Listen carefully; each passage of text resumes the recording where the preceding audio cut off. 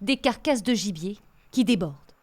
2 bacs remplis de dépouilles animales après la chasse du week-end dernier. C'est ici, au bord de la départementale, que ces images ont été filmées lundi dernier par un témoin qui souhaite rester anonyme. Nous l'avons contacté par téléphone. Le premier truc qu'on voit en arrivant, c'est surtout des têtes d'animaux et surtout cette tête de chevreuil. Et c'était extrêmement choquant en fait. De mettre ça à la vision de tout le monde. À côté, il y a des containers de collecte de tri de déchets. Donc ça veut dire que n'importe qui peut passer. Des faits dénoncés auprès d'une association animaliste. Depuis, les bacs ont été déplacés à quelques mètres à l'abri des regards. À Fraisse, voilà 1 an que les chasseurs peuvent déposer ici leurs déchets de gibier destinés à l'équarrissage et ramasser 1 fois par semaine.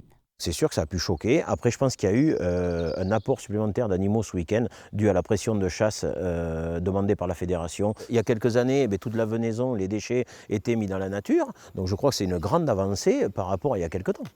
Des bacs, comme il en existe 150 partout en Dordogne.